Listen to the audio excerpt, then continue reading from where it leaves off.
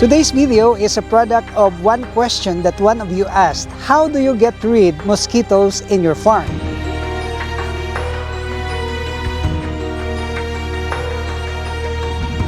And that's a potent question because mosquitoes are really disease carrier. They're virus carrier, and I already have experienced this. Because these mosquitoes, if they can bite the head of our chickens and even the goats and other animals, this will somehow contaminate foulpox and malaria to our chickens and even to our ducks and geese and turkeys. So in my experience as a farmer, I really had made a research about how to get rid of these mosquitoes without, of course, compromising the health of our animals. Of course, if you will use the pesticides or this insect repellent that's available in the market, then that would also damage the health or put the lives of our animals in danger. So today's video, I'm gonna share with you how we get rid of mosquitoes in the farm. And look at my back here. Many of you have already known this tree, and this is called Nim Tree.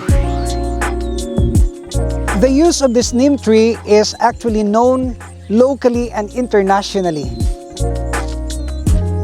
And how to use this one? Of course, this is the next question. I have two processes in mind. The first one is the fumigation, and the second one is the fermentation, or extracting out the juice of these leaves and then spraying it to the area where there are mosquitoes. But the most effective is the fumigation. So this is what we're gonna do now.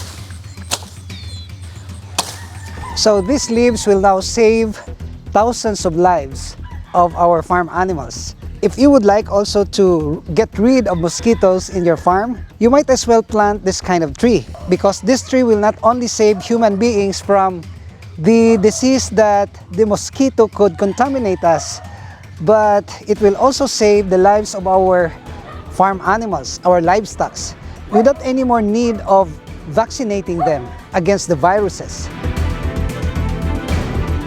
The process of using these leaves to get rid of mosquitoes are actually not that difficult, because what we have to do is just to dry this one, and then we will gather the dry leaves, of course, and then use that to fumigate the chicken coop, the goat house, and everywhere in the farm. And that will drive away mosquitoes, because the smell of this will stay up to 12 hours.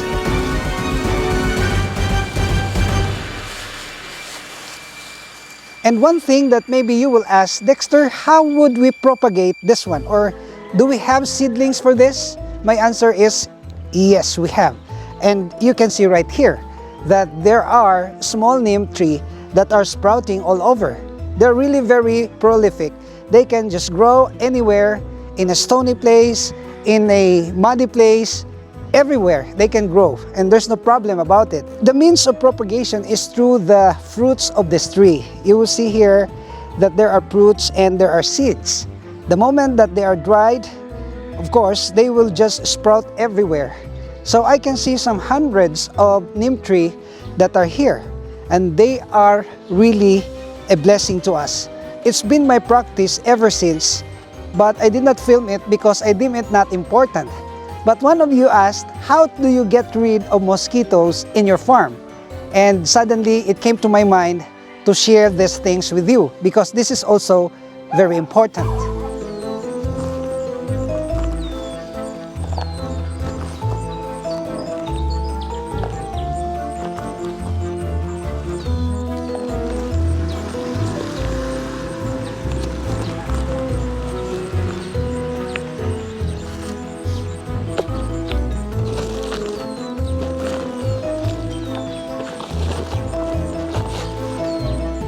So you guys can see here that I had 3 plastic pots, and we will use this one for our planting of this neem tree. And as you can see around, we have here this very young neem tree that we will transfer here. And then when they are already survived, we will transfer them to the farm. So if you have just a handful of trees in the farm, that would already make the difference, because that will solve the problem of the mosquitoes.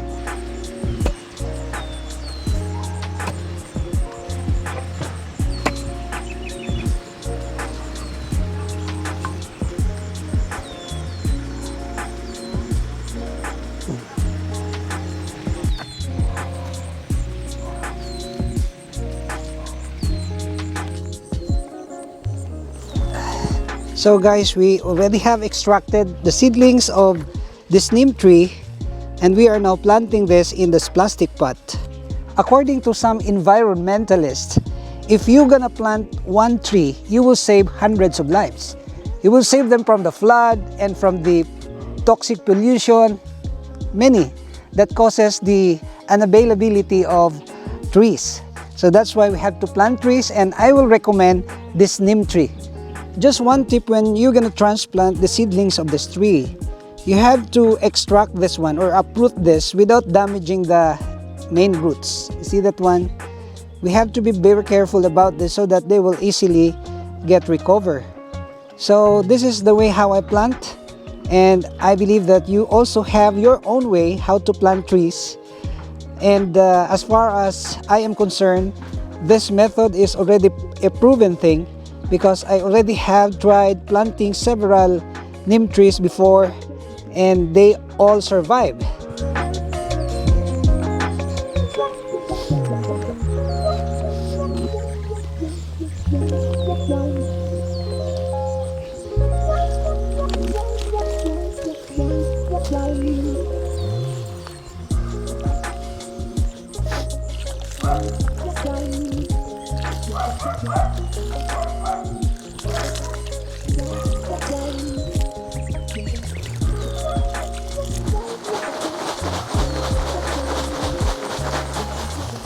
You guys can see that at my right side is the bunch of dried leaves of this neem tree. And these dry leaves now will be our material for our fumigation process. And this fumigation should be done at least twice or 4 times a week, and that's already very effective. But during rainy season, I would advise to do it daily, especially at 6 o'clock in the afternoon and 6 o'clock in the morning. You can choose the time which is convenient to you. Either you will do that in the morning or do that in the afternoon. But in my case, the fumigation is really done in the farm during the afternoon at 6 to 7 o'clock, because this will really change the environment. This will drive away the mosquitoes that might be the carrier of these viruses.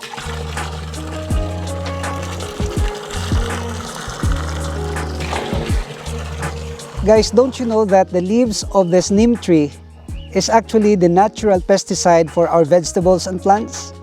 You can also use this one. The process is called fermentation. I have here this pail that's half full of water, and we are going to put this here, these leaves right here, and allow to be fermented for 3 days. And after 3 days, we can use already the water to spray as our natural pesticide to our plants. So we will do this process.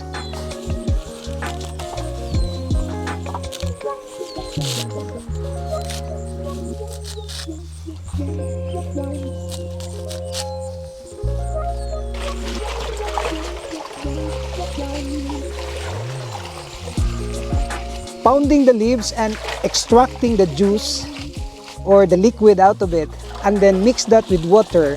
And you are going to mix that with the leaves of this citronella and even oregano, and that would be the best natural pesticide that's friendly to humans, and that's very effective. We already have tried this one. We have grown our vegetables. We have harvested so many of them with the spray, the natural spray of this component.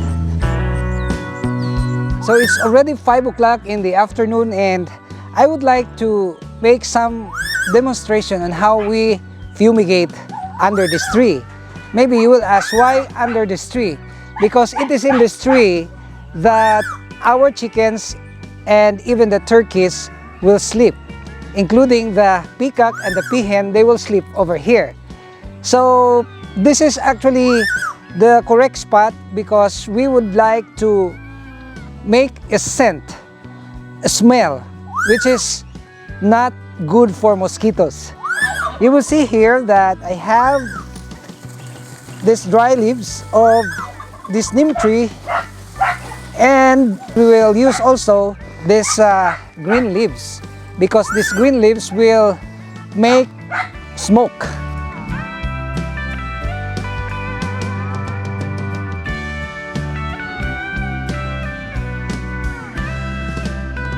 Now you will see, guys, that we have produced smoke. The more smoke that we can produce, the many mosquitoes that we can drive away from this place.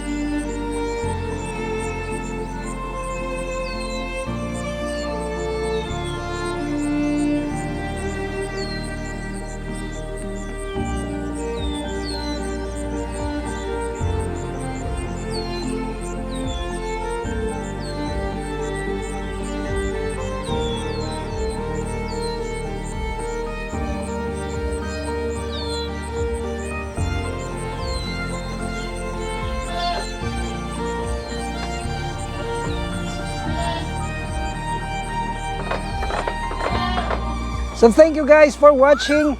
I hope you will continue to like and share our videos. And if you have known someone who has a farm like this, please share this video to them, because this is actually very helpful. And for them also to maintain the good health of their animals, they needed this.